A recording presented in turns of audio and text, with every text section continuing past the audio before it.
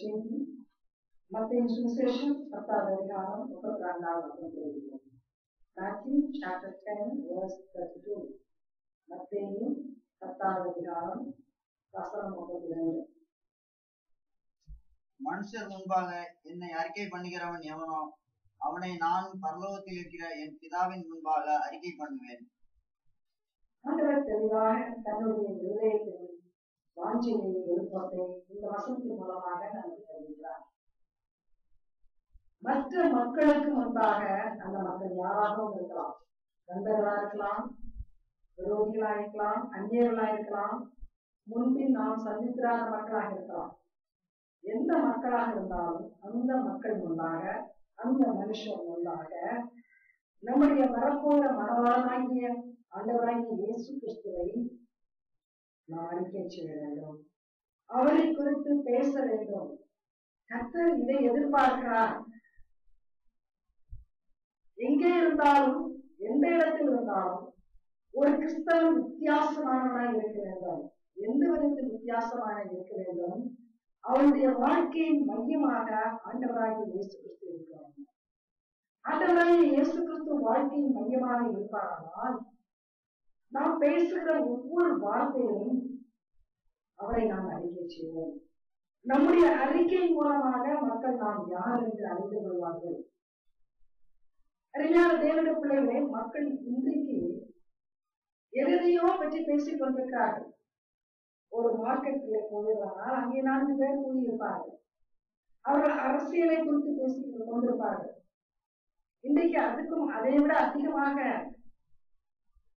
விளையாட்டு போட்டிகளை குறித்து பேசுகிறார்கள். விளையாட்டு வீரர்களை குறித்து பேசிக் கொண்டிருக்கிறார்கள். இன்னும் மக்கள் 24 மணி நேரமாக டிவி முன்னால் உட்கார்ந்து பல சினிமா காட்சிகளை பார்த்துக் கொண்டு அந்த சினிமா நடிகர்களை பற்றி பேசிக் கொண்டிருக்கிறார்கள். இப்படியாக மனிதன் விமர்சனம் செய்வதிலே தன் நேரத்தை அதிகமாக செலவு செய்யலாம். தனக்கு தெரிந்த காரியத்தை குறித்து மற்றவர்களுக்கு பேசுவதற்கு அதிக வாஞ்சியோடு இருக்கிறான். ஆனால் ஆண்டவராகிய இயேசு கிறிஸ்துவின் பிள்ளைகளாகிய நீங்களும் நானும் இந்த உலகத்தாரை போல உலகத்து காரியங்களை பேசுவது ஆண்டவருக்கு பிரியமில்லாத காரியம். அதிகமான நேரத்தை நாமும் உலக பிரகாரமான செய்திகளை அலசுவதிலே செலவிட்டோமானால் அது ஆண்டவருக்கு பிரியமில்லாத காரியம். ஆண்டவர் சொல்லுகிறார், நீ உலகத்திலே யாரை சந்திக்கிறாயோ அங்கே என்னை குறித்து நீ பேசாவிட்டால் ஒரு நாள் வரும், அன்றைக்கு பரலோகத்தில் பிதாவிடத்தில் உன்னை பற்றி நான் பேச வேண்டிய நிலைமை வரும். அப்பொழுது இவன் யார் என்று எனக்கு தெரியாது என்று சொல்லுகிறேன். உன்னை குறித்து நான் அறிக்கை செய்ய முடியாது. எவ்வளவு ஒரு பயங்கரமான காரியம் பாருங்கள். நியாயத்தீர்ப்பு நாளிலே ஆண்டவராகிய இயேசு கிறிஸ்து நம்மை அறிந்ததாக அறிக்கை செய்து நாம் செய்த நல்ல காரியங்களை குறித்து, நல்லது உண்மையும் உத்தமமான ஊழியக்காரனே, கொஞ்சத்தில் உண்மையாயிருந்தாய் என்று ஆண்டவர் சொல்ல வேண்டும். அதன் ஆதாரத்தில், அதன் அடிப்படையில் தான் பரலோக வாழ்க்கை நமக்கு கிடைக்கும். ஆனால் ஆண்டவராகிய இயேசு கிறிஸ்து உன்னை அறியேன் என்று சொல்லிவிட்டாரானால் நம்முடைய கதி என்னவாகும்? நாம் நாமே சோதிப்போம். நாம் அனைவரும் கிறிஸ்துவனுடைய சபையிலே ஆராதிக்கிற மக்களாக இருக்கிறோம். ஒருவேளை யாராவது கேட்டால், காலையில எங்கே போகிறீர்கள் என்று கேட்டால், நான் ஆராதனைக்கு செல்கிறேன், நான் சபையில் சென்று ஆண்டவரை ஆராதிக்க செல்கிறேன், நான் ஒரு கிறிஸ்தவன் என்று சொல்லுவோமா இருக்கலாம். ஆனால் காலையிலே எழுந்து இரவிலே படுக்க செல்லும் வரையிலே நம்முடைய பேச்சுக்கள் யாரை வெளிப்படுத்துகிறது? நாம் யாரை குறித்து பேசுகிறோம், எதை குறித்து பேசுகிறோம்? ஒருவேளை ஒரு தொழிலை செய்வோமானால் தொழிலை குறித்து பேசுகிறோம். ஒரு வியாபாரம் செய்வோமானால் வியாபாரத்தை குறித்து பேசிக் கொண்டிருக்கிறோம். அல்லது ஒரு அரசியலில் அதிகமாக நாட்டம் உள்ளவர்களாக இருந்தால் அதை குறித்து பேசுகிறோம். நம்முடைய பேச்சுக்கள் எல்லாம் கொஞ்ச காலம் இந்த உலகத்திலே நாம் இருந்து அனுபவிக்க போகிற காரியங்களை குறித்ததாகவே இருக்கிறது. நம்முடைய மனவாளன் தெளிவாக பேசுகிறான், நீ நித்தியத்தை என்னோடு கூட கழிக்க பரலோகராஜ்யத்துக்கு வர வேண்டுமானால் நித்தியமில்லாத அநித்தியமான இந்த உலகத்திலே என்னை குறித்து நீ பேச வேண்டும். கவனியுங்கள், நமக்கு முன்பாக பரலோகத்துக்கு சென்றிருக்கிற பரிசுத்தவான்கள், பரலோகத்திலே ஆண்டவருக்கு ஊழியம் செய்வதற்கு என்று வைக்கப்பட்டிருக்கிற பரலோக சேனைகளாகிய தேவ தூதர்கள், இவர்கள் யாவரும் 24 மணி நேரமும் ஆண்டவர் பரிசுத்தர் பரிசுத்தர் பரிசுத்தர் என்று ஆராதித்துக் கொண்டிருக்கிறாராம். பரலோகத்திலே ஆண்டவரை குறித்தே அல்லாமல் வேறு எதை குறித்தும் மக்கள் பேசுவதில்லை, பரிசுத்தவான்கள் பேசுவதில்லை. அப்படிப்பட்ட பரலோக ராஜ்யத்துக்கு நாம் செல்ல வேண்டுமானால் இந்த பூமியிலே நாம் வாழ்கிற கொஞ்ச காலம் ஆண்டவரை குறித்து அறிக்கை செய்ய நாம் அபியாசப்பட வேண்டும். நம் வாழ்க்கையில நடக்கிற ஒவ்வொரு காரியமும் அவரால் தான் நடக்கிறது. இன்னைக்கு காலையில் விழுந்த நேரத்திலிருந்து இப்பொழுது வரைக்கும் நாம் மூச்சு விழுந்து அவருடைய கிருபையா அதை அறிக்கை செய்கிறோமா? நம்மில் அநேகர் எப்படிப்பட்டவர்களாக இருக்கிறோம்? சுயத்தை குறித்து பேசிக் கொண்டிருக்கிறோம், நம்மை பற்றி பேசிக் கொண்டிருக்கிறோம், நான் அதை சாதித்தேன், நான் அதை சாதிக்க போகிறேன் என்று சொல்லிக் கொண்டிருக்கிறோம். இந்த ஆண்டவருடைய கிருபையினால் தான் நான் இருக்கிறேன். நான் அதமாகாமல் இருப்பது, அழிந்து போகாமல் இருப்பது அவருடைய சுத்த கிருபையினால். அவர் என்னை பராமரித்திருக்காவிட்டால் இரவில நான் தூங்கி காலையில் விழுந்திருக்க மாட்டேன். அப்படி நாம் சொல்லுகிறோமா அருமையான தேவனுடைய பிள்ளைகளே? இந்த அறிக்கையை ஆண்டவர் எதிர்பார்க்கிறார். இயேசு சுவாமி எதையெல்லாம் வேதத்திலே சொல்லி இருக்கிறாரோ அதையெல்லாம் நாம் சொல்லுமே சும்மா சொன்னேன் என்று சொல்லி, அப்படி சும்மா சொல்லுகிறவர் அல்ல. அவர் சொன்னால் அதை நிச்சயமாக ஒரு ஆழமான எதிர்பார்ப்போடு கருத்தோடு தான் சொல்லுவார். ஆகையினால் இன்றைக்கு இந்த செய்தியை கேட்கிற நீங்கள் நாம் ஒரு தீர்மானம் எடுக்க வேண்டும். மணவாளனோடு நித்தியத்தை கழிக்க வேண்டுமானால் இந்த பூமியில் இருக்கிற இன்னும் கொஞ்ச காலம் இந்த மணவாளனை குறித்து மற்றவர்களுக்கு அறிக்கை செய்ய வேண்டும். நாம் இந்த இயேசுவை பற்றி பேசாவிட்டால் யார் இந்த இயேசுவை மக்களுக்கு அறிவிக்க முடியும்? அவர் சீக்கிரமாக வரப்போகிறார். அவர் வருகையின் மூலமாக பூமியிலே பெரிய மாற்றங்கள் வரப்போகிறது. இப்பொழுது இருக்கிறது போல காரியங்கள் இருக்க போவதில்லை. நம்முடைய கண்கள் காணவை எல்லாமே மாறப்போகிறது. அப்படியானால் அவருடைய வருகை உலகத்தை எவ்விதமாக மாற்றப் போகிறது என்று நாம் உணர்ந்திருக்கிறோம். இதை குறித்து அறிக்கை செய்ய வேண்டியவர்கள் நாம். அநேக மக்கள் சொல்லுகிறார்கள், இன்றைக்கு எங்கே பார்த்தாலும் விசேஷமாக வேலூர் பட்டணத்திலே மக்கள் அதிகமாக பேசக்கூடிய ஒரு காரியம் வெயிலை குறித்து.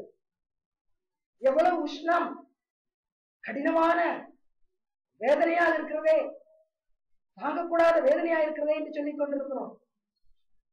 நம்ம யாராவது அப்படி பேசுகிற மக்களிடத்திலே, நம்மிடத்துல அறிக்கை செய்கிற மக்களிடத்திலே, இதோ பூமியிலே ஒரு 100 டிகிரி வெயில் என்றால், 108 டிகிரி என்றால், 108 டிகிரி ஃபாரன்ஹைட் என்றால் கஷ்டம் என்று சொல்கிறோமே. ஆயிரக்கணக்கான டிகிரி ஹீட் எங்க இருக்க போறது? எங்க இருக்க போகிறது? நரகத்தில். நரகம் மகா கொடியன் இடம், மீண்டு வர முடியாத ஒரு இடம். ஒரு விசை நரகத்துக்குள் போய்விட்டால் திரும்பி வருவதற்கு எந்த விதமான சந்தர்ப்பமும் கிடையாது. அப்ப ஜனங்களுக்கு நாம் சொல்கிறோமா, ஐயா எங்கள் வேதம் பேசுகிறது, எங்கள் ஆண்டவராகிய இயேசு கிறிஸ்துவே நரகத்தை குறித்து பேசியிருக்கிறார், நீங்கள் நரகத்துக்கு தப்பித்தவரை கூட போய்விடாதீர்கள். பூமியின் உஷ்ணத்தையே உங்களால் தாங்க முடியாவிட்டால் நரகத்தின் உஷ்ணத்தை நீங்கள் எப்படி தாங்குவீர்கள்? சொல்லுகிறோமா? இந்த கோடை காலம் நமக்கு ஒரு நல்ல சந்தர்ப்பம். மக்களுக்கு ஆண்டவரை குறித்து பேசுவதற்கு ஒரு நல்ல சந்தர்ப்பம். அறிக்கை செய்கிறோமா? கவனியுங்கள், காலையிலே ஒரு நல்ல தோட்டத்துக்கு போகிறோம். அழகான மலர்கள் பூத்து கொள்கிறது, நல்ல வாசனை வீசுகிறது. அங்கே மரங்கள் செடிகள் மிக அழகாக இருக்கிறது, பட்சிகள் பாடிக்கொண்டிருக்கிறது. அதை பார்க்கும் பொழுது இதையெல்லாம் படைத்த தேவன் யார் என்று தெரியுமா? அவர் எங்கள் ஆண்டவராகிய இயேசு கிறிஸ்து. அவர் தன் வார்த்தையின் மூலமாக, பிதாவானவர் வார்த்தையாகிய ஆண்டவராகிய இயேசு கிறிஸ்து மூலமாக இதையெல்லாம் படைத்தார். எவ்வளவு அழகாக இருக்கிறது. ஆனால் அதன் பின்னாலே தேவனுடைய வல்லமை இருக்கிறது. அறிக்கை செய்கிறோமா? நம் வாழ்க்கையில் நடக்கிற ஒவ்வொரு நன்மையை குறித்தும் பேசும் பொழுது ஆண்டவரை குறித்து பேசுகிறோமா? இன்னைக்கு நம்மிடத்தில் அதைத்தான் ஆண்டவர் எதிர்பார்க்கிறார். இறைமையான தேவனுடைய பிள்ளைகளே, அதைத்தான் எதிர்பார்க்கிறார். ஒவ்வொருவரும் பேச வேண்டும், ஒவ்வொரு நேரத்திலும் பேச வேண்டும். எப்பொழுதெல்லாம் சந்தர்ப்பம் கிடைக்கிறதோ மனுஷன் முன்பாக நமக்காக பூமியில மனுஷனாக வந்த மனுஷகுமாரனாகிய ஆண்டவராகிய இயேசு கிறிஸ்துவை குறித்து பேசுகிறது. அப்படி பேசினால் மாத்திரம்தான் பரலோகத்திலே ஒரு நாள் பரிசுத்தவான்களோடு கூட சேர்ந்து ஆண்டவரை பசுத்த பசுத்த பசுத்த நாம் போற்றுகிறோம். தொடர்ந்து வேதத்தின் ஆதாரத்திலே பல புதிய ஏற்பாட்டில் உள்ள பரிசுத்தவான்களும் பழைய ஏற்பாட்டு பரிசுத்தவான்களும் எப்படியாக ஆண்டவரை அறிக்கை செய்தார்கள் என்பதை பார்ப்போம். யோவான் சுவிசேஷம் 20வது அதிகாரம் 18வது வசனம். யோவான் 20:18. Gospel according to St. John, chapter 20, verse 18. Magdalene மரியாள் போய் தான் கர்த்தரை கண்டதையும் அவர் தன்னுடனே சொன்னவைகளையும் சீசருக்கு அறிவித்தாள். இந்த மகதலேனா மரியாள் என்ற ஸ்திரீ பல பிசாசுகளை தனக்குள்ளே வைத்திருந்தவளாய் இருந்தார். 7 பிசாசுகள் பிடித்தவர். மகா பாவியான ஒரு ஸ்திரீ அவலட்சணமான ஒரு வாழ்க்கையை நடத்தி கொண்டிருந்தார். ஆனால் ஆண்டவராகிய இயேசு கிறிஸ்து இவளுக்கு விடுதலை கொடுத்தார். அவளுக்குள் இருந்த பிசாசுகள் ஓடிவிட்டது. அவள் பிசாசுடைய பிடியிலிருந்து வெளியே வந்த பிற்பாடு ஆண்டவராகிய இயேசு கிறிஸ்துவை கற்றுக் கொண்டார்.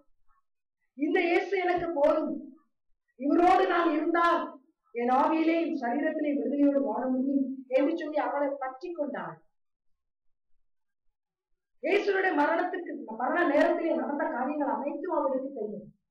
எப்படியாக இயேசு பாடுபடுத்தப்பட்டார், சிலுவையில் அறையுண்டார், எப்படி மக்கள் எல்லாம் அவரை கைவிட்டார்கள், இயேசுவை குறித்து பேசினால் அது எவ்வளவு ஆபத்தாக முடியும், எல்லாவற்றையும் அறிந்த மகதலேனா மரியாள். இருப்பினும் இந்த மகதலேனா மரியாளுக்கு இயேசுவை மறக்க முடியவில்லை. அவள் மரித்து விட்டார். அவரை கல்லறையிலே கொண்டு போய் வைத்து விட்டார்கள். இவள் அந்த கல்லறையிலே போய் அவருடைய சரீரத்தை பார்ப்பதற்காக போகிறாள். கல்லறையிலே போய் ஒரு சரீரத்தை பார்க்க அவள் யோசித்தாள். ஆனால் அவளை சந்தித்ததோ உயிரோடு இருந்த ஆண்டவராகிய இயேசு. இயேசுவை அவள் சந்திக்கிறாள். இயேசு அவளோடு பேசுகிறார். நீ கண்டவைகளை போய் சொல், நீ அறிந்ததை போய் சொல் என்று ஆண்டவராகிய இயேசு கிறிஸ்து அவளுக்கு சொல்லுகிறார். இந்த மகதலேனா மரியாள் பயந்திருக்கலாம். 3 நாளைக்கு முன்பாக தானே அவரை சிலுவையில் அறைந்தார்கள். அவரை சிலுவையில் அறையும் என்று கூச்சலிட்ட யூத மக்கள் இப்பொழுது நான் போய் இந்த காரியத்தை சொல்வேனானால் எவ்வளவு கோபப்படுவார்கள். இல்லை, அவள் அதை பற்றி கவலைப்படவில்லை. அவர் தன்னுடனே சொன்னவைகளை அவர்களுக்கு சீஷர்களுக்கு அறிவித்தார். ஆண்டவர் இயேசு என்ன சொன்னார்? நான் தேவனிடத்திற்கு ஏறி போகிறேன் என்று சொன்னார். நான் பிதாவினிடத்தில் போக போகிறேன் வெகு சீக்கிரத்தில். இனிமேல் என்னை பூமியிலே மனிதனாக நீங்கள் பார்க்க முடியாது. நான் பிதாவினிடத்தில் போக போகிறேன். இந்த பிதாவை குறித்து அவர் பேசினதுனால்தான் யூதர்களுக்கு மிக கோபம் வந்தது. ஒரு சாதாரண மனிதனாக இருந்து கொண்டு பிதா பிதா என்று சொல்லிக் கொண்டிருக்கிறானே தேவனை, தன்னையும் ஒரு தேவன் என்று சொல்லிக் கொண்டிருக்கிறானே என்று கோபப்பட்டார்கள். இந்த காரியத்தை போய் நீ சொல்லு என்று ஆண்டவர் சொல்லுகிறார். ஓடினாள். எவ்வளவு வேகமாக ஓட முடியுமோ ஓடினாள். மக்களுக்கு அறிவித்தார். அறிஞான தேவனுடைய பிள்ளைகளை, இவளுடைய உள்ளத்துல எவ்வளவு நன்றி பார்த்தீங்களா? எனக்கு விடுதலையை கொடுத்தார். பிசாசு இடத்திலிருந்து எனக்கு விடுதலையை கொடுத்தார். என் வாழ்க்கை எப்படியோ அழிந்திருக்க முடியும். இந்த பிசாசுகள் நம்மை சீரழித்திருக்க முடியும், என்னை உருக்குலைத்திருக்க முடியும். ஆனால் அந்த பிசாசுடைய கையிலிருந்து இன்றைக்கு நான் விடுதலையாகி ஆகிவிட்டேன். இந்த இயேசுவை குறித்து நான் அறிக்கை செய்வேன். உள்ளம் நன்றி உள்ள உள்ளமாக இருந்தவர்களா அவள் இயேசுவை அறிக்கை செய்ய துடித்துக் கொண்டிருந்தார். சீஷருக்கு மாத்திரம் அல்ல, அதற்கு பிற்பாடு யாரையெல்லாம் சந்தித்திருப்பாரோ அனைத்து பேருக்கும் சொல்லியிருப்பார்.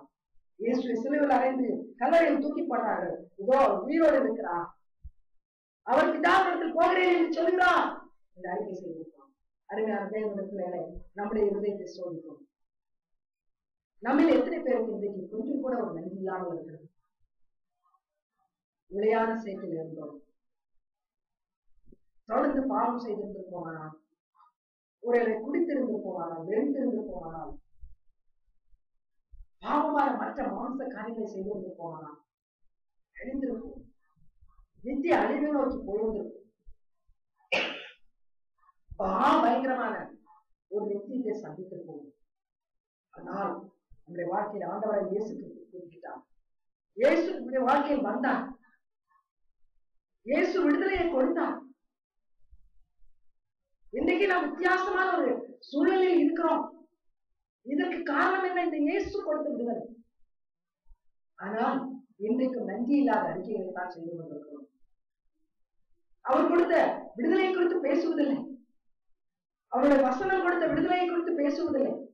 எனக்கு இங்கே சாப்பாடு நன்றாக இல்லை, எனக்கு இங்கே அதிகமாக வசதி இல்லை, இங்கே சூழ்நிலை சரியில்லை, என்னை எப்பொழுது விடுதலைப்படுத்தி விடலாம், என்னை எப்பொழுது இங்கிருந்து கொண்டு போய் விடலாம். பார்த்தீங்களா, நமக்கு நன்றியே இல்லை. நாம் 24 மணி நேரம் இந்த இயேசுவை போற்றி புகழ வேண்டும். இந்த இயேசுவின் வாழ்க்கையில் குறிக்கிறாட்டால் நான் ஒருவேளை ரோட்டிலே கிடந்து செத்திருப்பேன், அழிந்திருப்பேன். இவர் என்னை மீட்டால் பார்க்கிறவர்களிடத்திலாம் சொல்ல வேண்டும், இந்த இயேசு என்னை மீட்டிராவிட்டால் இன்னைக்கு நிலைமை என்ன ஆயிருக்கும் தெரியுமா? என்னை ஒரு நல்ல மனிதனாக பார்க்கிறீர்கள், நன்றாக பேசக்கூடியவனாக, சிந்திக்கக்கூடியவனாக, தெளிவுள்ளவனாக என்னை பார்க்கிறீர்கள். காரணம் என்ன தெரியுமா? இயேசு என்னை சந்தித்தார், இயேசு என்னை மீட்டுக் கொண்டார், இயேசு எனக்கு ரட்சிப்பை தந்தார். ஆனால் நாம் பேசுவது காலையிலே சாப்பிட்டு சாயங்காலத்தில் ஜீரணமாக ஆகாரத்தை கொடுக்கும். இந்த ஆகாரத்தில் ருசி இல்லை, அந்த ஆகாரத்தில் ருசி இல்லை. இந்த மனிதன் நல்லவில்லை, அந்த மனிதன் நல்லவன் இல்லை, அது அப்படி இல்லை, இது இப்படி இல்லை. எப்படிப்பட்ட நன்றி கெட்ட ஒரு இல்லம் தெரியுமா? ஆகியவற்றை ஆண்டவர் பேசிக் கொண்டிருக்கிறார். உன்னை ரட்சித்தவன் நான். நீ சாப்பாட்டை சாப்பிட்டு சாப்பிட்டுத்தான் கெட்டு போனாய், அழிந்து போனாய், சாப்பாட்டுறவனாய், குடிகாரனாய், விபச்சாரக்காரனாய், வேசிக்கல்லனாய் உன்னை கெடுத்துக் கொண்டு இருந்தாய். ஆனால் நான் உன் வாழ்விலை குறிக்கிட்டேன், என் வசனத்தை கொண்டு உன்னை கழுவினேன், உனக்கு விடுதலை கொடுத்தேன். ஆனால் உன் வாய் எதை அறிக்கை செய்வது?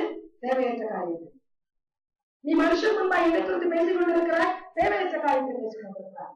மனுஷன் முன்னா என்ன பேசுகிறாய்? குறைகளை கண்டுபிடித்து குறை சொல்லிக் கொண்டிருக்கிறாய். எந்த குறையை பெரிதுபடுத்தலாம், எந்த சின்ன காரியத்தை பெரிதுபடுத்தலாம்? You are there to magnify small problems.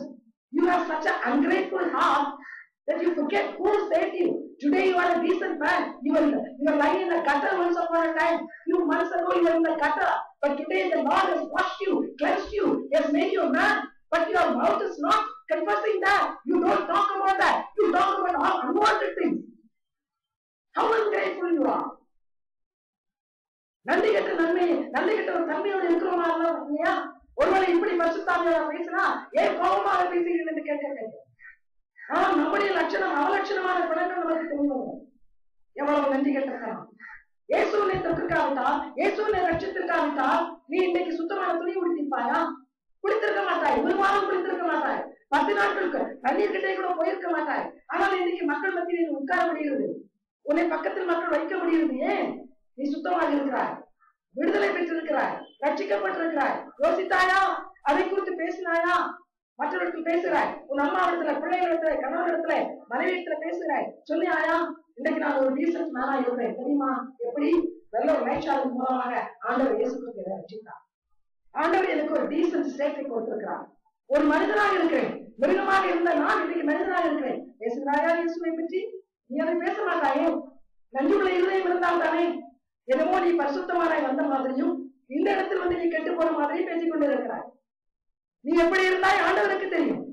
எந்த சூழ்நிலை இருந்தாய் ஆண்டவருக்கு தெரியும். எப்படி போலீஸ்காரனும் அவனை மின்னோனை திட்டிக் கொண்டிருந்தால் ஆண்டவருக்கு தெரியும். அதை மறந்து விட்டாய். இப்பொழுது பேசுவது பெரிய மகா பரிசுத்தவான். ஆண்டவர் சொல்லுகிறார், மனுஷர் முன்பாக நீ என்ன அறிக்கை செய்யவில்லை. மனுஷர் முன்பாக இன்னும் தொடர்ந்து எதையோ பேசிக் கொண்டிருக்கிறார். தேவையற்ற வார்த்தைகளை பேசிக் கொண்டிருக்கிறார். பரலோகத்தின் பிதாவின் முன்பாக நான் உன்னை அறிக்கை செய்ய முடியாது. அறிக்கை செய்யாத பட்சத்துல நீ என்னுடைய மனவாட்டியா வர முடியாது, பரலோக ராஜ்யத்துக்கு வரவும் முடியாது. உனக்கு கிடைப்பதெல்லாம் நாகம்தான். இந்த இடத்தையும் இந்த சபையையும் இங்கே இருக்கிற கூட்டத்தையும் இன்றைக்கும் நன்றியுள்ள இருதயத்தோடு பார்க்காவிட்டால் நரகத்தில் ஒரு நாள் இருக்கும் பொழுது யோசிப்பார், ஐயோ அன்றைக்கு எனக்கு சொல்லப்பட்ட நல்ல காரியங்களை புரியவில்லையே, அதை புரிவதற்கு எனக்கு மூளை இல்லாமல் போய்விட்டதே, அறிவியலாய் போய்விட்டதே, இதோ இன்றைக்கு நரகத்தில் கிடக்கிறதே இந்த அன்றைக்கு நீ அழுவாய். வேதம் சொல்லுகிறது, மக்கள் சொல்லுகிறார்கள் பழமொழி, ஆண்டாண்டு காலம் அழுதாலும் ஆண்டவர் மீண்டு வர மாட்டார். அப்படித்தான் நரக வாழ்க்கை. காலமெல்லாம் அழ வேண்டும். ஆனால் இன்றைக்கு மணவாளனாக இயேசுவுக்கு மணவாட்டியாக மாறி ஒரு மணவாளனை குறித்து பேசுவாயா? நிச்சயமாகவே அவர் வரும்பொழுது உன்னை அங்கீகரிப்பார், உன்னை அழைத்து செல்வான், ஒரு அருமையான வாழ்க்கையை அவனுக்கு தருவார். இன்றைக்காக மனம் திறந்து பேசுகிற வார்த்தைகள் தேவையற்ற வார்த்தைகளாய் இல்லாதபடிக்கு ஆண்டவரை அறிக்கை செய்கிற வார்த்தைகளாய் இருக்கட்டும். தொடர்ந்து ஆண்டவர் சொல்கிறார். அப்போஸ்தலர் 2வது அதிகாரம் 32வது அப்போஸ்தலர் நடவடிக்கைகள் அதிகாரம் 2 வசனம் 32. Acts chapter 2 verse 32.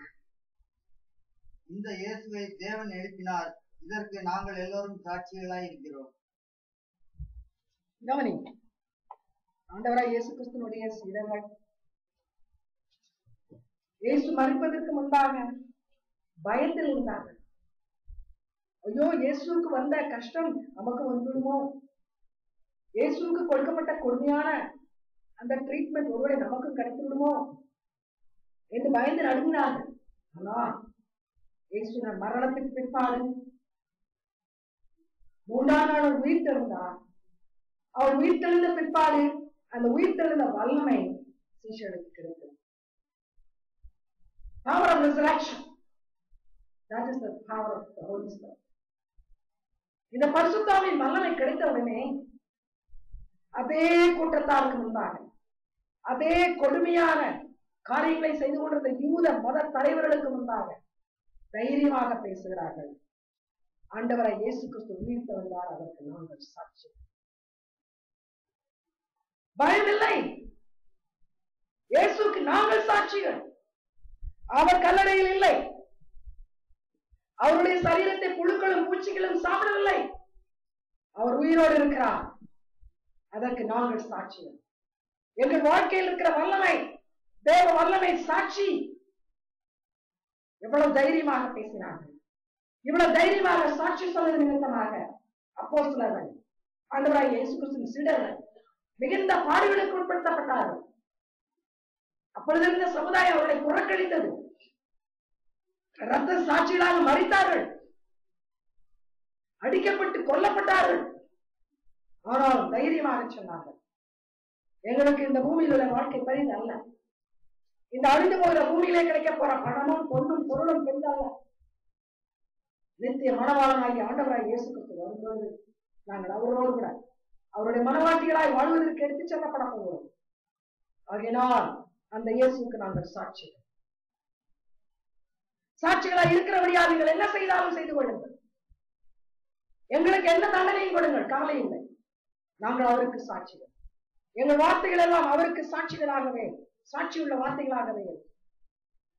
ஆண்டவர் இயேசு கடைசியில உயிர் தந்த பிற்பாடு பரலோகத்துக்கு ஏறி செல்வதற்கு முன்பாக என்ன சொன்னார்? எருசலேமை விட்டு செல்லாதீர்கள், எருசலேமிலே தங்கி இருங்கள், ஜெபியுங்கள், உங்கள் மேல் பரிசுத்தாவியை ஊற்றுங்கள். இந்த பரிசுத்தாவியானவர் உங்கள் மேல் வருவாரானால் நீங்கள் பலன் அடைவீர்கள். இந்த பலன் உங்களை சாட்சியாக நிறுத்தும். இந்த பலத்தின் மூலமாக எங்கு சென்றாலும் என்னை குறித்து நீங்கள் சாட்சியாக பேச முடியும், சாட்சி பகர முடியும். சீடர்கள் கீழ்ப்படிந்தார்கள், அந்த பரிசுத்தாவியை பெற்றுக் கொண்டார்கள். ஆகினால் தான் தைரியமாக சொல்கிறார்கள், நாங்கள் அவருக்கு சாட்சிகள், அவருடைய உயிர்த்தெழுதலுக்கு நாங்கள் சாட்சிகள். அருமையான தேவனுடைய பிள்ளைகளே, அழிந்து போகிற நாசியிலே சுவாசமுள்ள மன்மம் ஒன்றை சொல்லுவானால் அதை நம்புவோம். அரசியல் கட்சி தலைவர்கள் ஏதோ அறிக்கை செய்வார்களானால் அதை நம்பி அவருக்கு ஓட்டு போடுவோம். யாராயும் ஒருவர் உனக்கு நன்மை செய்வேன், கொஞ்சம் லஞ்சம் கொடுன்னு சொன்னால் அந்த லஞ்சத்தையும் கொடுத்து ஏமாந்துவிடுவோம். அந்த வார்த்தைகள் எல்லாம் நம்புவோம்.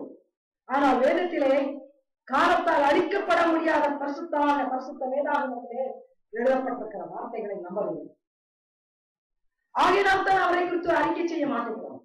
அறிக்கை செய்யாமல் இருக்கிறது காரணம் என்ன? இந்த வசனங்களை, இந்த ஜீவ வார்த்தைகளை நம்பவில்லை.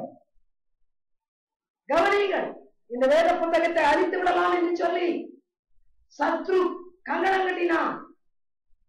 இந்த வசனங்களை எங்கெங்கோ தூக்கி போட்டான். ஆனால் கடலுக்கு அடியிலிருந்து கூட வசனங்களை கண்டுபிடித்தார்கள்.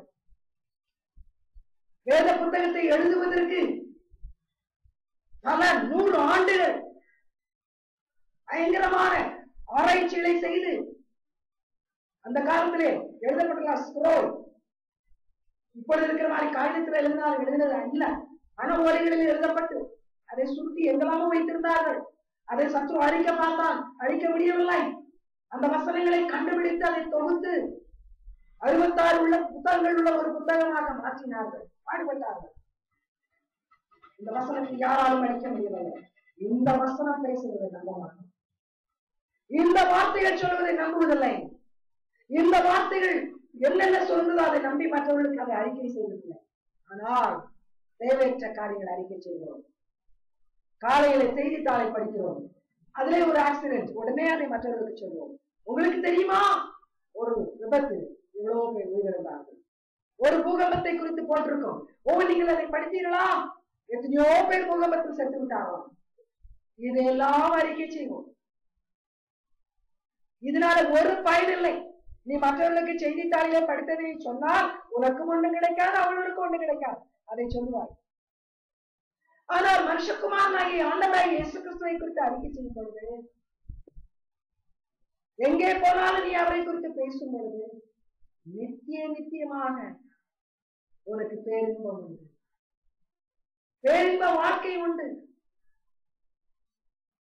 இதை சிந்தித்தால் உன்னுடைய அறிக்கை இந்த உங்களை போல இருக்கும்.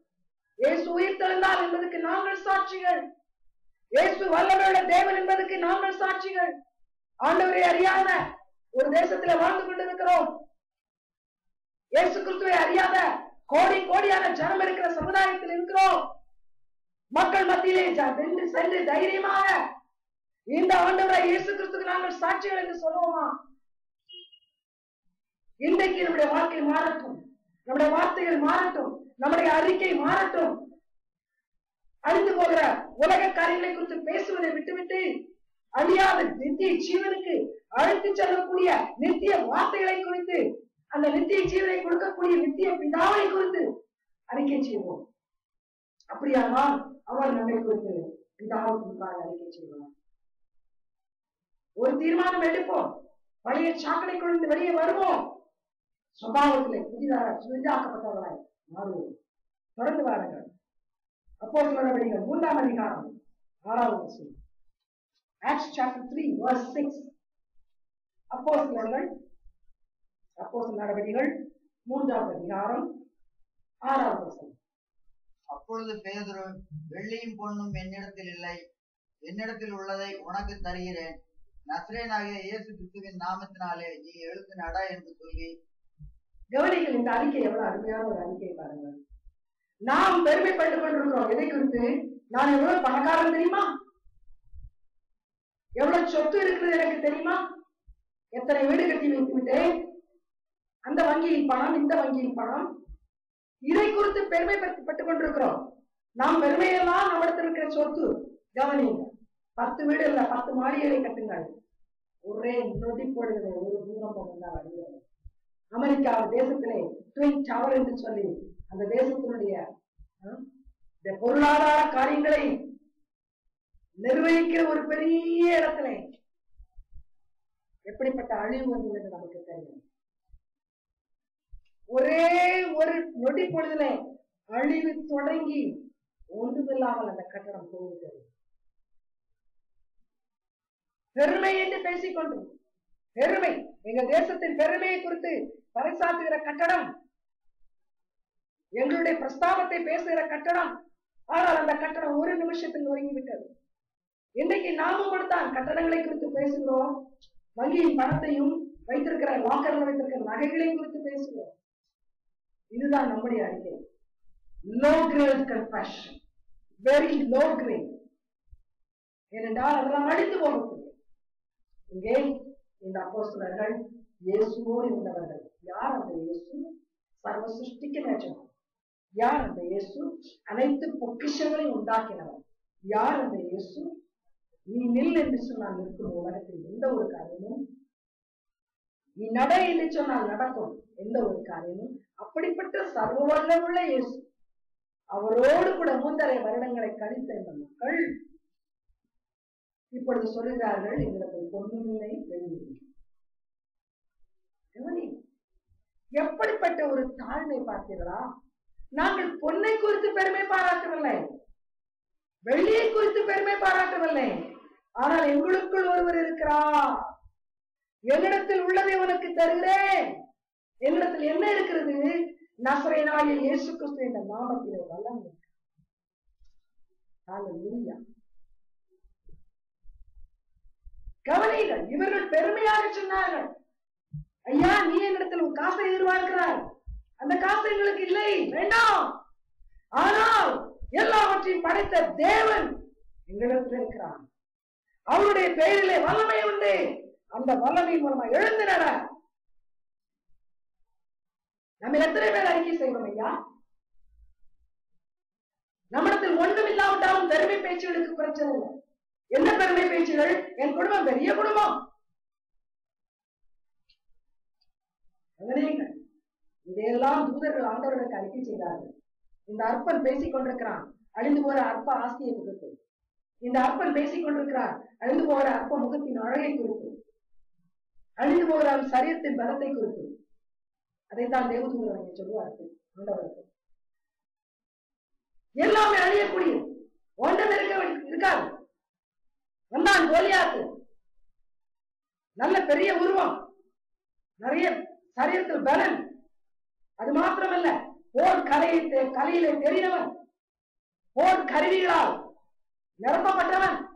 யோசித்தான், என் சரீரத்தின் பலன், என்னிடத்தில் இருக்கிற கருவிகளின் பலன், என்னுடைய போர் பயிற்சி எனக்கு வெற்றியை தரும் என்று நினைத்தான். தேவனுடைய பிள்ளை ஒன்றுமே இல்லாமல் வெறுங்கையோடு வந்தான். கையில் இருந்த ஒரே ஒரு கூழாங்கல். அதற்கு முன்னால் அவனால் நிற்க முடியும். தேவ பிள்ளைகளே, அவனுக்கு அதற்கு முன்னால் அவனால் நிற்க முடியும். அவனுடைய பெருமை பேச்சுக்கள் ஒரே நிமிஷத்தில் அடங்கி போயிற்று. பேசின வாய் இப்பொழுது பேசுவதற்கு இல்லை. இதுதான் உலகத்தின் நிலைமை. ஆனால் தாவீதுக்கு தெரியும், தான் நம்புகிற தேவனியா அவரை குறித்து அறிக்கை செய்தான். இன்னைக்கு ஒரு நம்முடைய அறிக்கை என்ன? உருளோடுகிற பணம் உன்னுடைய வாசல் இருந்தால் அதை குறித்து பேசாது. அது ஒரே நிமிஷத்தில் மண்ணோடு மண்ணாய் போய்விடும். நீ ஒருவேளை கோடி பணத்தை வைத்திருக்கலாம், அந்த பேங்க் திவாலாய் போனால் எல்லாம் போய்விடும். நாலா பக்கம் அந்த செய்தி தான் வந்து கொண்டிருக்கிறது. ஆனால் உன் கையில் இயேசு வல்லமை, உன் நாவில் இயேசு என்ற நாமம் இது இருக்குமானால், அதை அறிக்கை செய்வாயனால் பூமியை ஆட்டி படைக்கிற சாத்தான் உன் முன்னால் விடுவான். இயேசு அங்குமிங்கும் போகும் பொழுது, எங்களை கெடுக்கவா வந்தீர் என்று பிசாசானவன் சொன்னான். அவரை பார்த்து மாத்திரமா சொன்னான்? இல்லை, பவுலை பார்த்து சொன்னான். தேவனுடைய பரிசுத்தவான்கள் எங்கே சென்றாலும் பிசாசான நடுங்குவான். அவரை குறித்து பேசு, அந்த ஆண்டவரை இயேசுவை குறித்து பேசு. பொன்னை குறித்து வெள்ளியை குறித்து பேசாது. உன்னிடத்தில் எதுவும் இருக்கட்டும், எல்லாமே அழியும். எல்லாமே நாசியிலே சுவாசம் அடங்கினால் அனைத்தும் அடங்கிவிடும். ஆண்டவரை அறியாமல் சுவாசம் அடங்குமானால் நரகத்தில் நித்தியம் பயங்கரமான கொடூரமான கொடுமையான வாழ்க்கை. கவனி, பூமியின் வாழ்க்கையினுடைய முடிவு ஒரு துவக்கத்தில் இருக்கும். இந்த முடிவு ஒரு துவக்கத்தை கொண்டு வரும். அந்த துவக்கம் எங்கே இருக்க போகிறது? யோசிக்கலாம். அது பரலோகத்தில் இருக்க வேண்டுமா? அது நித்திய மகிமையில் இருக்க வேண்டுமா? இந்த இயேசுவை குறித்து பேசு. அவர் உனக்கு சின்னதை குறித்து பேசு. அவர் செய்திருக்கிற நன்மைகளை உன் ஜீவகாலம் எல்லாம் நீ சொன்னாலும் சொல்ல முடியாது. அதை மாத்திரம் தெரிந்து கொள். 1000 நாவுகள் இருந்தாலும் போதாது. அவர் உனக்கு செய்திருக்கிற நன்மைகளை அறிக்கை செய்ய. அதை விட்டு தேவையற்ற காரியங்களை இனி பேசாதே. ஏனென்றால் உன்னை எச்சரிக்கிறவர் ஆவியானவர். இந்த இடத்துல இருந்து யாரும் எந்த ஒரு மனிதரும் யாரையும் திட்ட முடியாது. அதுவும் பப்ளிக் சிஸ்டத்தை வைத்துக்கொண்டு, பப்ளிக் அட்ரஸ் சிஸ்டத்தை வைத்துக்கொண்டு ஒரு தனி மனிதனும் தன்னுடைய இஷ்டப்படி பேச முடியாது. தேவ சமூகத்தில் பேசுவது ஆவியானவர். ஆகையினால் தான் வேதம் சொல்கிறது, ஆவியானவர் சபைகளுக்கு சொல்லுவதை காதுள்ளவர் கேட்க கடவுள். உண்மையான தேவனுடைய ஊழியக்காரர் பேசுவாரானால் அது யார் பேசுகிற வார்த்தை? ஆவியானவர் பேசுகிற வார்த்தை. காதிருந்தால் கேள், கேட்டாயானால் கீழ்ப்படி. நடைமுறைப்படுத்து. இன்னும் தொடர்ந்து அழிந்து போகிற காரியங்களை குறித்து பேசாது. தைரியமாக சொல், என்னிடத்துல பொருளில்லை, வெள்ளி இல்லை, இயேசு இருக்கிறார். என் சரீரத்தில் பலமில்லை, சுகமில்லை, இயேசு இருக்கிறார். என் முகத்தில் அழகில்லை, ஒருவேளை நான் குரங்கு மாதிரி இருக்கிறேன், ஆனாலும் எனக்கு இயேசு இருக்கிறார். எனக்கு தங்குவதற்கு வீடு இல்லை, நான் ரோட்டில் தான் இருக்கிறேன், ஆனால் என்னோட இயேசு இருக்கிறார். இயேசு இருந்தால் எல்லாமே நமக்கு இருக்கிறது. அவர் ஒருவர் நமக்கு போதும். அவரை குறித்து பேசு. பேச சந்தர்ப்பம் கிடைக்கும் பொழுதெல்லாம் அவரை குறித்து பேசு. அதைத்தான் ஆண்டவர் எதிர்பார்க்கிறார். தொடர்ந்து வாருங்கள். அப்போஸ்தலர் நடவடிக்கைகள் 4வது அதிகாரம் 12வது வசனம். அவராலே அன்றி வேறொருவராலும் ரட்சிப்பு இல்லை. நாம் ரட்சிக்கப்படும்படிக்கு வானத்தின் கீழங்கும் மனுஷர்களுக்குள்ளே அவருடைய நாமமே அல்லாமல் வேறொரு நாமம் கட்டளையிடப்படவும் இல்லை என்றான். தைரியமாக, அவராலே அன்றி வேறு ஒருவராலும் ரட்சிப்பு கிடையாது. ஒரு மனிதனுக்கு பாவத்திலிருந்து விமோசனம் வேண்டுமானால், ஒரு பாவி பரிசுத்தவானாய் மாற வேண்டுமானால், ஒரே ஒரு பெயர் அதற்கு, இயேசு என்ற பெயர். ஒரே வழி அதற்கு, இயேசு என்ற வழி. தைரியமாக சொன்னார்கள், அறிக்கை செய்தார்கள். நீ அறிக்கை செய்கிறாயா? இன்னைக்கு நான் கிறிஸ்தவன் தான், ஆனா மத்தவங்க கிட்ட போய் சொன்னா அந்த வம்பு எனக்கு எதுக்கு? அவரை பத்தி பேசினா அடிப்பான், உதைப்பான், பல விதமான துன்பங்கள் வரும், கஷ்டங்கள் வரும். உலகத்துல எத்தனையோ நாடுகள்ல கிறிஸ்தவர்கள் பாடுபடுவாங்க, நம்ம கேட்கிறோம். அது மாத்திரம் இயேசுவே பாடுபட்டார். அப்போஸ்தலர் நடவடிக்கைகளை படிக்கும் போது முழுசுமாக சீஷர்கள் பாடுபட்டார்கள். எனக்கு எனக்கு அந்த பாடு. நான் குவைட்டா போயிடுறேன், இயேசுவை பற்றி எங்க சொல்ல மாட்டேன், ஆனா இயேசுவை பூஜை பண்ணி குவைட்டா போயிடுறேன். நீ போகவே மாட்டேன், உனக்கு இடமே இல்லை. எவன் ஒருவர் இந்த இயேசுவை அறிக்கை செய்யவில்லையோ அவனுக்கு பரலோகத்தில் இடம் கிடையாது. இவரை குறித்து நீ பேச வேண்டும். இவர் தான் உன்னை ரட்சிக்க முடியும். மனிதன் ரட்சிப்புக்காக பல வழிகளை தேடிக்கொண்டிருக்கிறான். அவர்களிடத்தில் நீ சொல்லுகிறாயா, சொல்லி இருக்கிறாயா? அதுதான் சுவிசேஷத்தை அறிவித்தது. மற்றவர்களை அவமானப்படுத்தக்கூடாது, மற்றவர்களை கேவலப்படுத்தக்கூடாது, ஆனால் உண்மையை சொல்ல வேண்டும். உண்மையை சொல்வது நம்மேல் விழுந்த கடமை. தவறான வழிகளை தேடிக் கொண்டிருப்பவர்களுக்கு இது வழி என்று சொல்ல வேண்டும். கவனியுங்கள், வேலூரை தெரிந்த மக்கள் ஒருவர் பாகாயம் போகிறேன் என்று சொல்லி காப்பாடிக்கு தேவையாக போய் கொண்டிருப்பார்கள். கட்டாயமாக போய் என்ன சொல்வார்கள், ஐயா தப்பான வழியில போயிருக்கீங்க, உங்களுக்கு இந்த ஊர் தெரியல போயிருக்கு, அடுத்த திசையில போகும், அதுதான் பாகாயம் சொல்லுவோம், தைரியமா சொல்லுவோம். ஒருவர் ஒரு கடையை தேடிக்கொண்டு போய் கொண்டிருக்கிறார் வைத்துக் கொள்வோம்.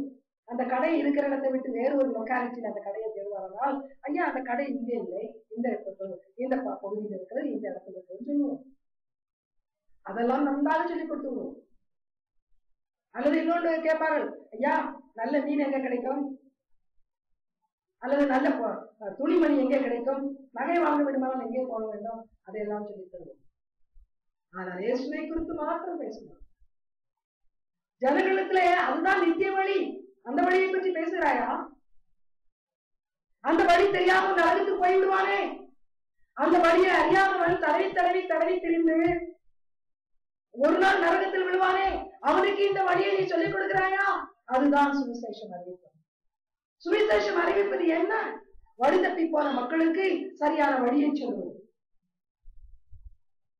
இதோ இருக்கிறார் என்பதற்கு முன்னாலே ஒரு அருமையான சகோதரி. அவர்கள் கடவுள் பக்தி உள்ளவர்கள், வழியில் எங்கெங்கோ தேடி போனார்கள், எங்கெங்கோ தடவி திரிந்தார்கள், வழியாகப்படவில்லை. கடைசியிலே எப்படியோ உண்மையான வழியை கண்டுபிடித்தார்கள். ஆனால் கண்டுபிடித்த பிற்பாடு அவர்கள் என்ன செய்தார்கள்?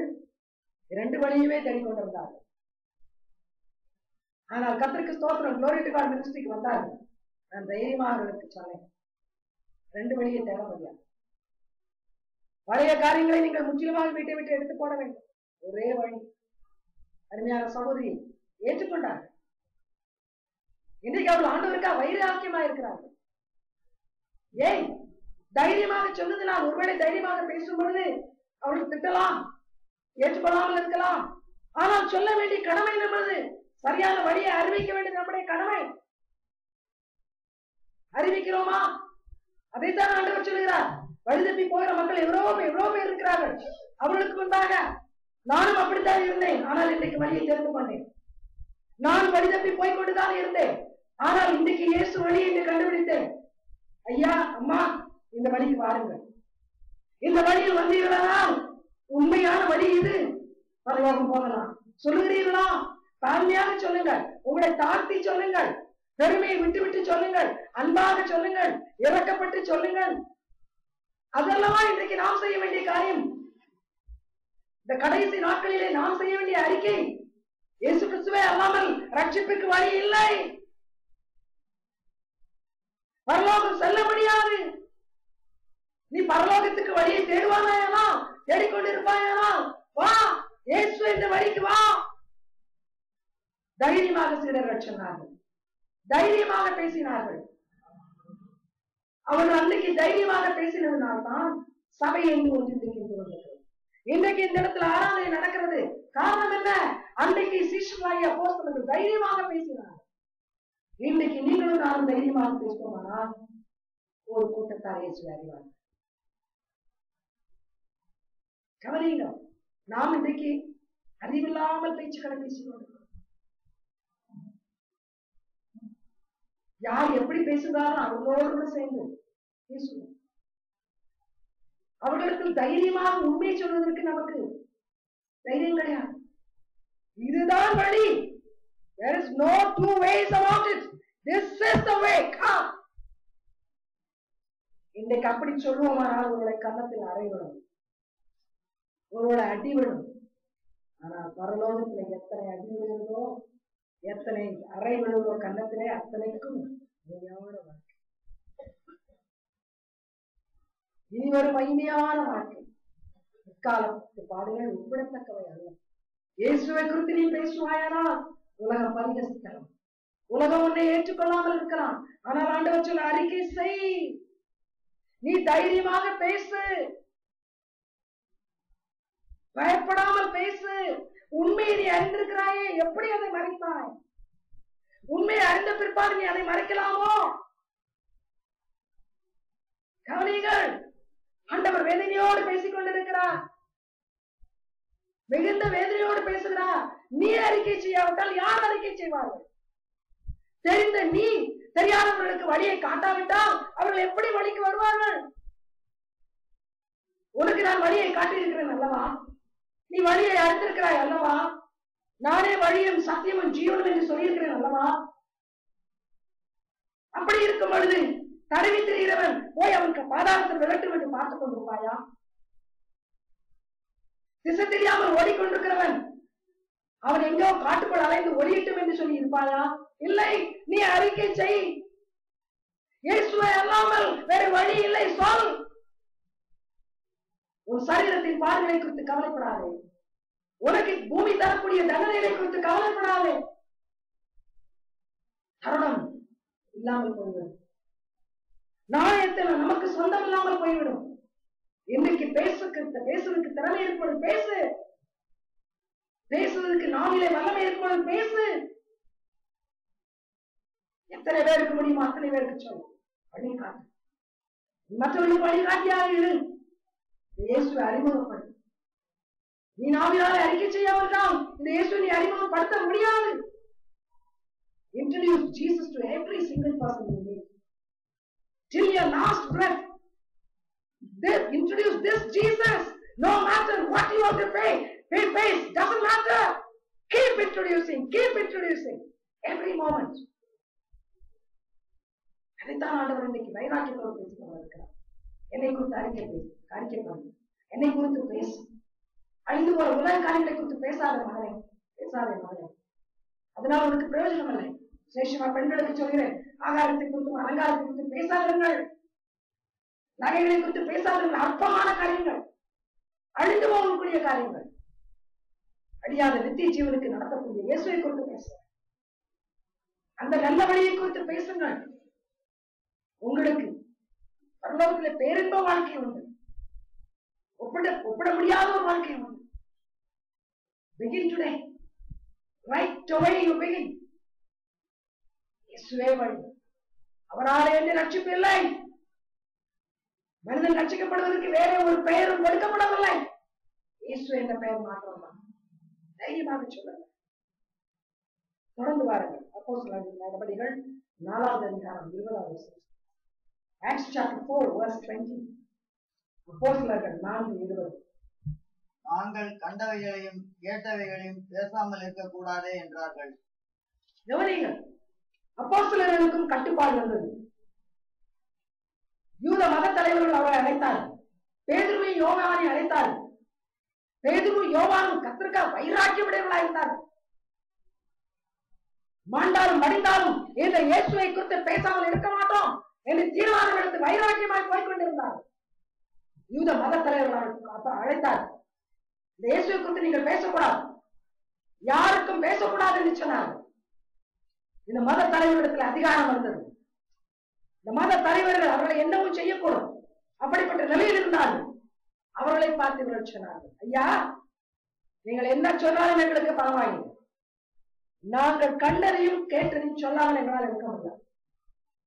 இயேசுவை எங்கள் கண்கள் கண்டது, இயேசுடைய வார்த்தைகளை எங்கள் காதுகள் கேட்டது, அதை குறித்து பேசாமல் இருக்க முடியாது. நீங்கள் என்ன வேண்டுமானாலும் செய்து கொள்ளுங்கள், எங்களுக்கு பயம் இல்லை. எவ்வளவு அருமையான சாட்சி பார்த்தீங்களா? இன்றைக்கு ஒருவரை காணவில்லை, கேட்டுக்கொண்டே இருக்கிறோம், வாரமெல்லாம் கேட்கிறோம், நாளெல்லாம் கேட்கிறோம். இந்த இயேசுவை குறித்து யாரத்திலாய் பேசுகிறாயா? இவரை பற்றி பேசாமல் இருக்க முடியாது என்று சொல்கிறாயா? எவ்வளவு அருமையாக இந்த மக்கள் சாட்சி கொடுத்திருக்கிறார், எவ்வளவு அருமையாக ஒரு வாழ்ந்தார். இன்றைக்கும் வேத புத்தகத்தை எங்கெல்லாம் கற்றுக் கொடுக்கிறார்களோ அங்கெல்லாம் இந்த சீடர்களை குறித்து மக்கள் பேசுகிறார்கள். ஏன்? அவர்களுடைய சாட்சியின் மூலமாக எத்தனையோ மக்கள் ரட்சிக்கப்படுகிறார். நானே உங்களுக்கு சொல்லட்டும், நான் ஊழியத்தை தொடங்குற காலத்துல எவ்வளவோ பாடுகளுக்கு உட்பட்டு போனேன், எவ்வளவோ பாடுகள். அநேக ஊழியர்களுக்கு அந்த பாடுகள் என்றால் என்ன என்று தெரியாது. ஆனால் என்னுடைய ஊழியத்தில் ஆரம்ப காலத்துல மகா பாடுகள். ஆனால் இந்த வசனங்கள் எனக்கு தைரியத்தை கொடுத்தது. அப்போஸ்தலர் நடபடிகளை மறுபடியும் படித்தேன். என்ன வந்தாலும் பரவாயில்லை, வேலை போனாலும் பரவாயில்லை, குடும்பம் துரத்தினாலும் பரவாயில்லை, இந்த இயேசுவை விடமாட்டேன் என்று தைரியமாக இருந்தது. அருமையான தேவனுடைய பிள்ளைகளை, அதுதான் உண்மையாக கிறிஸ்துவை நேசிக்கிற நேசம். அதுதான் கிறிஸ்துவை உண்மையாக அறிந்து கொண்டிருக்கிற அறிவு. எங்கே சென்றாலும் எல்லா நிலைமையிலும் உண்மையை சொல்வேன். நான் கேட்டதை சொல்லுவேன், நான் அனுபவித்ததை சொல்லுவேன். இந்த இயேசுவை குறித்து நான் அனுபவித்திருக்கிறேன் ஏராளமான காரியத்தை, அறிந்திருக்கிறேன் ஏராளமான காரியத்தை. அவரை குறித்து பேசாமல் இருக்க முடியாது. You cannot shut my mouth. You may shut me behind a room, but you cannot shut my mouth. Pavul சொன்னார், எங்களை கைகளை கட்டி போடலாம், எங்களை ஒரு அறைக்குள்ளே போட்டு விடலாம், ஆனால் சுவிசேஷத்தை யாராலும் கட்ட முடியாது. சுவிசேஷத்தை யாராலும் கட்ட முடியாது. நாம் இதை அறிந்து கொண்டால் நமக்கு நன்மை, இதை அனுபவப்படுத்தினால் நமக்கு நித்திய நன்மை. தைரியமாக சொல்லுவோம். நாங்கள் இந்த இயேசுவை குறித்து மறுபடியும் கேட்கிறோம். கேட்பதோடு மட்டுமல்லாமல் வாசனத்தில் வாசிக்கிறோம், விசுவாசிக்கிறோம், ஆகினால் அறிக்கை செய்கிறோம். உள்ளத்திலே விசுவாசம் இருக்கிறது, ஆகினால் நாவில அறிக்கை வருகிறது. தைரியமாக பேசுவீர்களா? வரப்போகிற நாட்கள் பயங்கரமான நாட்களாக இருக்கலாம்.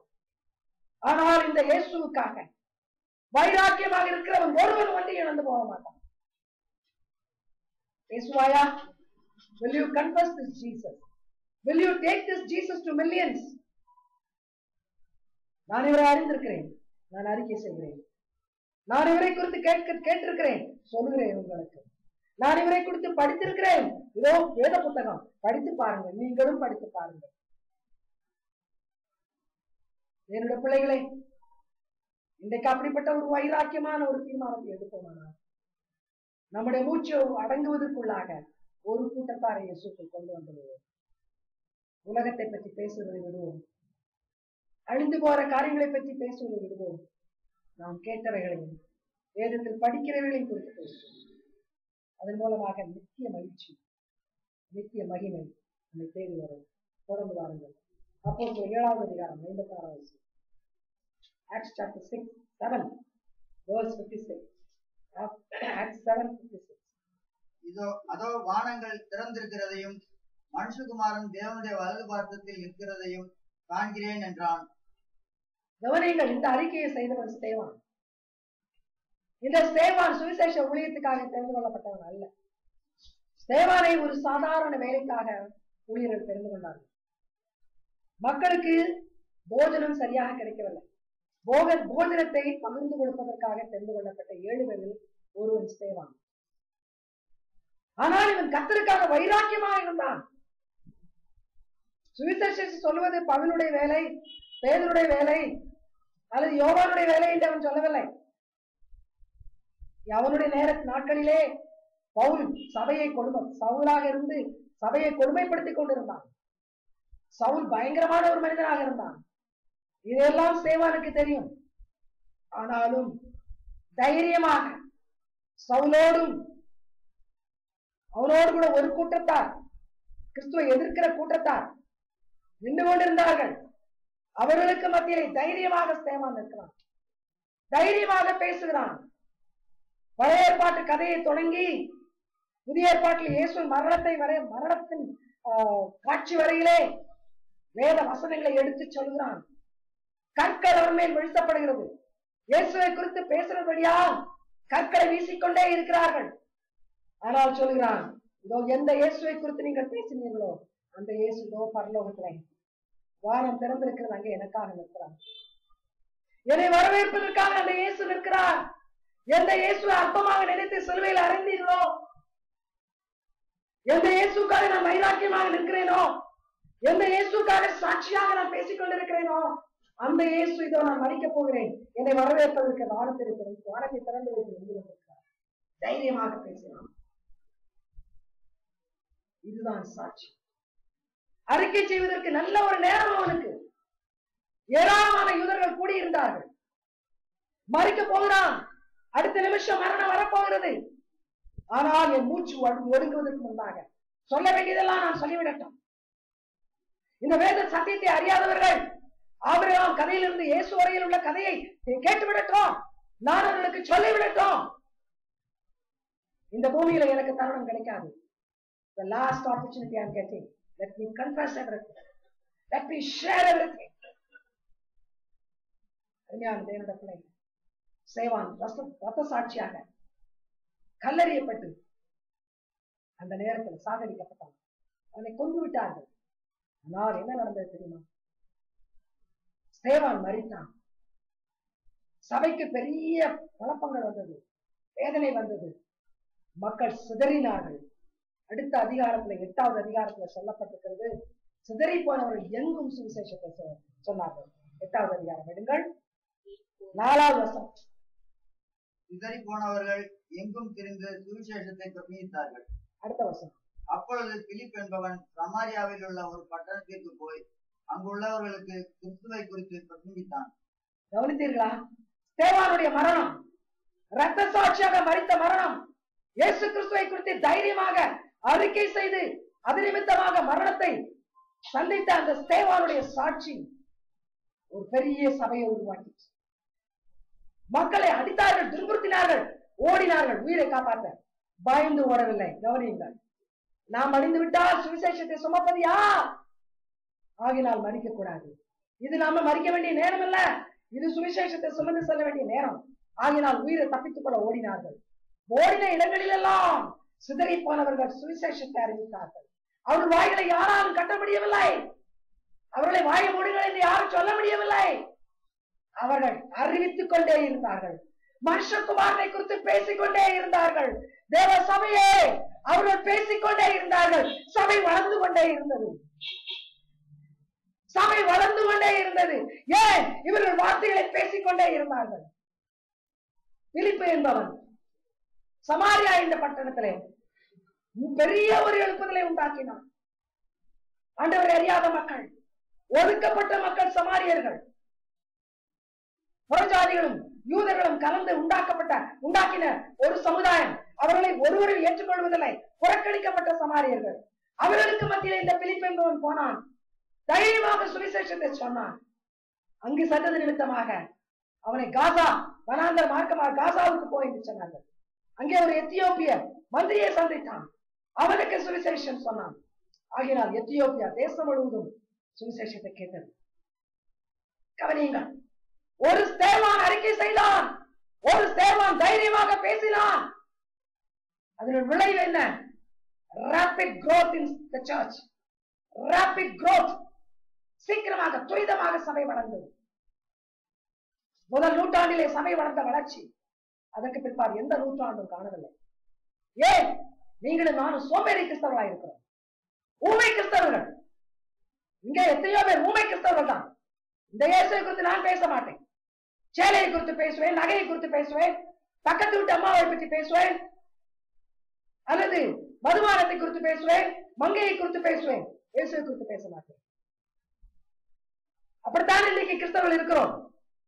உதவாத கிறிஸ்தவர்கள், அனல் இல்லாத கிறிஸ்தவர்கள், கொழுந்துமான கிறிஸ்தவர்கள்.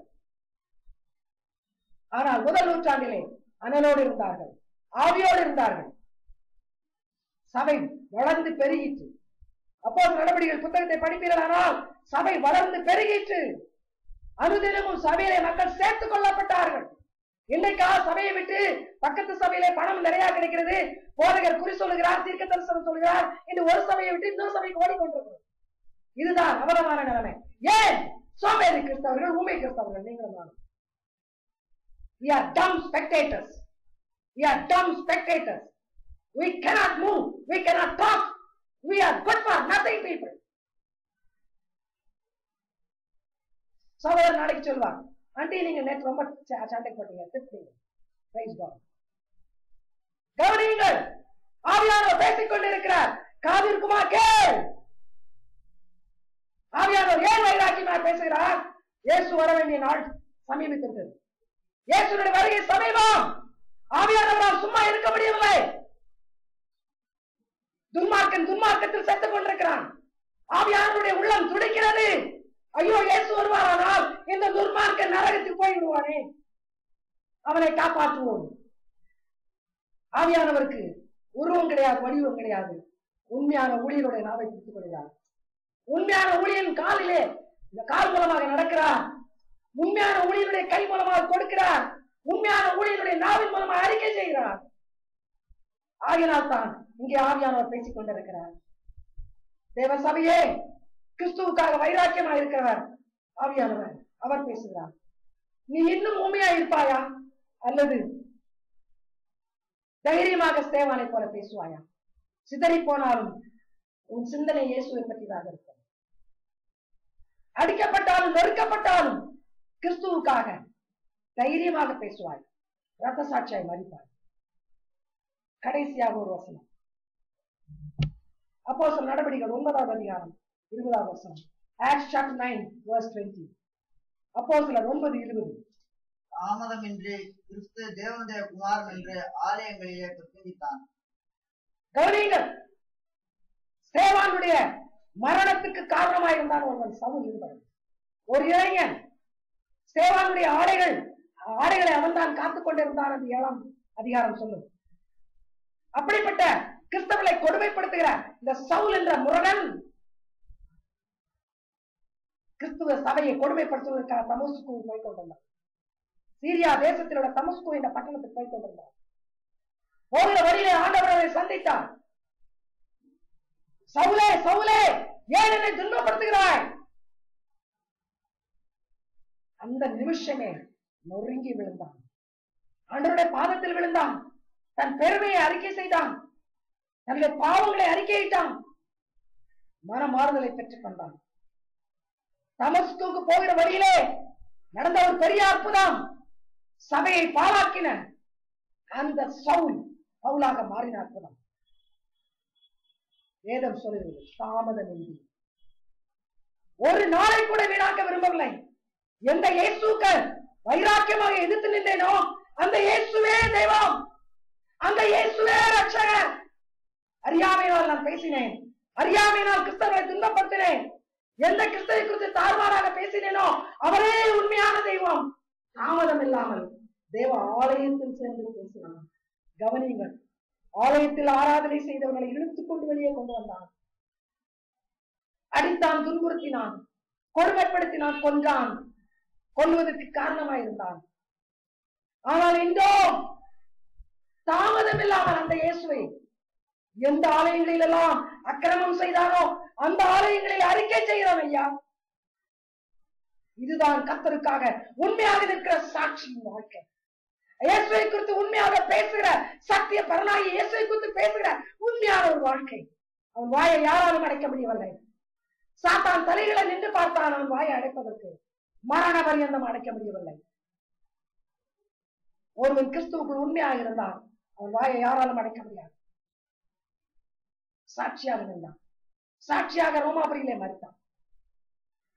என்னுடைய பிள்ளையை இந்த இயேசுவை குறித்து நீ அறிக்கை செய்வாயா? இந்த இயேசுக்காக ரத்த சாட்சியை மறிக்க ஆயத்தமா இருக்கிறாயா? அல்லது இன்னும் உன்னை குறித்து பேசுவாயா? அழிந்து போன உன் சரீரத்தை போஷிக்க ஆகாரம் இருக்கிறதா, ஆடை இருக்கிறதா, நகை இருக்கிறதா, தங்க இடம் இருக்கிறதா? எல்லாம் குப்பை. கல்லறைக்குள் போய் அழுக வேண்டிய சரீரம், அதை போஷியாதே. உன் ஆத்மாவை போஷி. அழிந்து கொண்டிருக்கிற ஆத்மாக்களை தேடிப்போ. கடைசி காலத்தில் வந்திருக்கிறோம். இனியும் காலம் சொல்லார். மணவாளன் வரப்போகிறான். நீ மணவாட்டியாக இரு. மணவாட்டிகளை ஆயத்தப்படு. மணவாளனோட குரல் இன்றைக்கு உன் காதுகளில் ஒழித்திருக்குமானால், உன் இருதயத்தில் அது சென்றிருக்குமானால், இனியும் சும்மா இராதே. உன் கால்கள் ஒரு இடத்தில் தங்கி இருக்க கூடாது, புறப்படட்டும். உன் நாம் அமைதியா இருக்கக்கூடாது, அறிக்கை செய்யட்டும். பேச இந்த இயேசுவை குறித்து பேசு. பேசிக்கொண்டே ஒவ்வொரு பாவியும் மனம் திரும்புவதற்கு சந்தர்ப்பத்தை கொடுத்துக் கொண்டே. ஆண்டவர் இயேசு சீக்கிரமாக வரப்போகிறார். மனுஷகுமாரன் உண்மையான தெய்வம் இயேசு கிறிஸ்து என் மனிதருக்கு முன்பாக நீ அறிக்கை செய்யாவிட்டால் என் பிதாவுக்கு முன்பாக நான் உன்னை அறிக்கை செய்ய முடியாது. ஆகினால் என்னை குறித்து பேசு, என்னுடைய காரியங்களை குறித்து அறிக்கை செய். இதுவே ஆண்டவர் நம்மிடத்தில் கேட்கிறவர் காரியம். God bless.